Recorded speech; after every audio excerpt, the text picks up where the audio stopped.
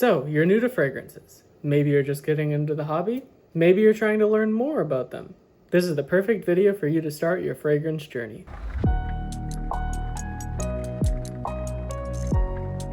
Today we're going to cover a range of topics going from common terms, when to wear your fragrances, how to apply your fragrances, some tips and tricks, and other miscellaneous things such as where to buy them, and some special things that some fragrances can have. Let's start off pretty basic with the common terms. Some common terms you might hear when people refer to fragrances are longevity, sillage or projection, notes, concentration, and then if you're looking into cologne fragrances, maceration or maturation. Let's start with longevity. Longevity is how long a fragrance lasts on your skin. So when you spray, most fragrances nowadays are going to last you about 7 hours. There are some that are lower concentration, which we'll go over shortly, that'll last a little less time, and some that'll last more. Typically, you're going to be looking for around a 7-hour to 8-hour time frame on fragrances. Now let's go over projection. Projection is how far someone has to be to smell you. Typical range for this is going to be 3 to 6 feet. If you overspray, it's going to be more, and if you underspray, it's going to be less. This also heavily depends on the concentration of the fragrance you're wearing.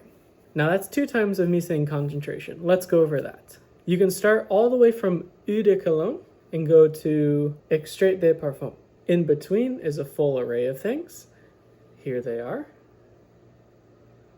Eau de Toilette is going to be your most common fragrance, especially in the designer realm of things. Thankfully, they have been making more Eau de Parfums, which is a nice higher concentration. Going from the bottom to the top, Eau de Cologne uses less fragrance oil and more alcohol, which will make the scent last less time and project less. Eau de Parfum is a nice medium where it's going to last you a long time. It's going to be a little bit deeper and richer of a smell, and it's going to project a little bit more. When you buy cologne fragrances, a lot of the times you're going to have to let them mature or macerate. That just means you're going to smell it the first time, and it's barely going to smell like anything. Some of these you don't have to do that to.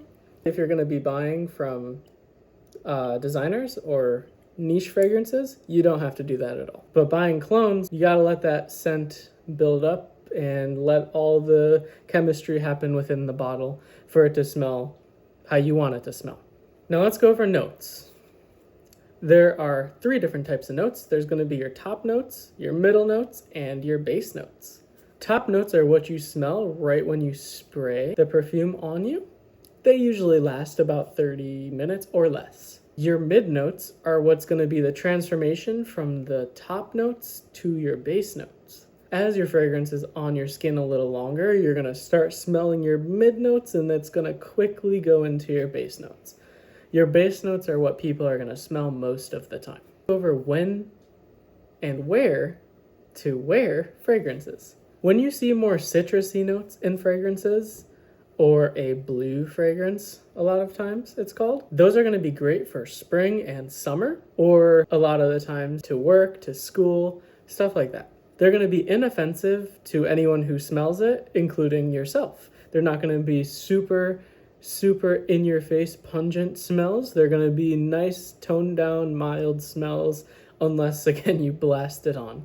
Those fragrances are going to be great for spring and summer. The fragrances you'd wear during fall and winter are going to be your deeper, more sweet and projecting fragrances because they need to cut through that cold weather. You're going to be looking for notes of vanilla, ambers, stuff like that. You're going to find in a lot of your fall and winter fragrances.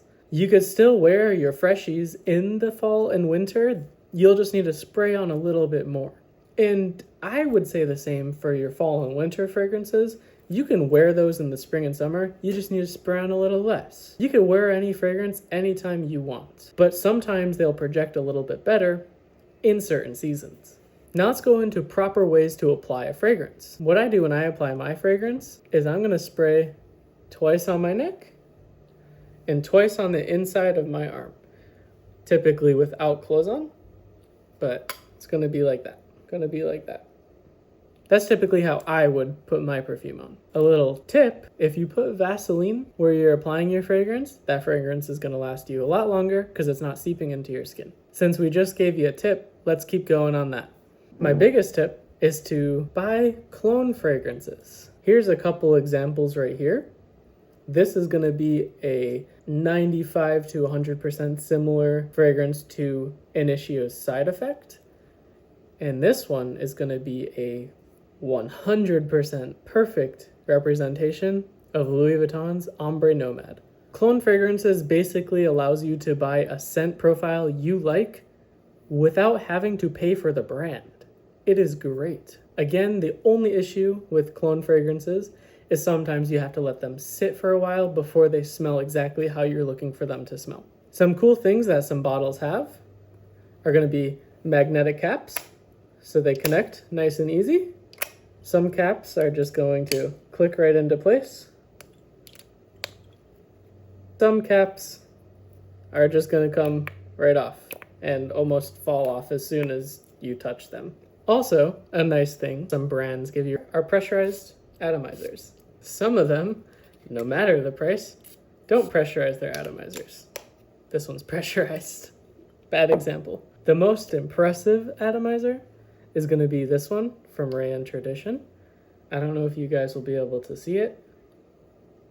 It's literally like a shower head, and you can't even hear me pressing it down. Skin chemistry plays a big role as well in perfumes. Sometimes, for me, for example, Le Beau by Jean-Paul Gaultier does not smell good on my skin. It smells great on other people. It does not smell good on me. That's because my skin chemistry is different from everyone else's, as is yours. You're gonna find a mass appealing scent that everyone likes, you're gonna spray it on, it's not gonna smell the same.